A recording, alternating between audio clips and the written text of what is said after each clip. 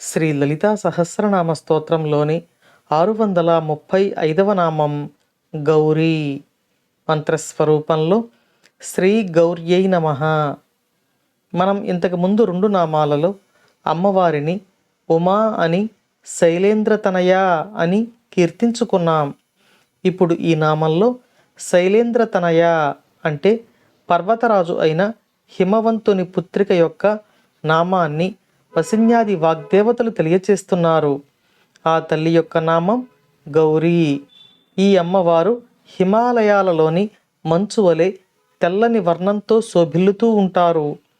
ఇక మరో అర్థంలో చెప్పుకుంటే ఈ అమ్మవారు సూర్యుని యొక్క కిరణముల రూపంలో సూర్యకాంతిగా ఈ సృష్టిని అనుగ్రహిస్తూ ఉన్నారు. కాబట్టి సూర్యుని యొక్క ప్రకాశాన్ని భానుమండల మధ్యస్థ అయిన తల్లి గౌరిగా పిలవాలని పెద్దలు చెబుతారు. సూర్యుని యొక్క శక్తి స్వరూపం అమ్మవారు అని ఈ నామం మనకు మరోసారి తెలియజేస్తుంది. సూర్యుని యొక్క శక్తి అంటే అజ్ఞానం యొక్క చీకట్లను పారద్రోలి విజ్ఞానము అనే కాంతిని ప్రసరించే తల్లి అనే అర్థం ఈ నామానికి ఉంది. ఈ గౌరీదేవి బ్రహ్మ విద్యా స్వరూపిణిగా ప్రకాశించి సాధకుని యొక్క అజ్ఞానాన్ని పోగొట్టి జ్ఞానమును ప్రసాదించే శక్తి స్వరూపిణి అని ఈ నామం మనకు తెలియచేస్తుంది.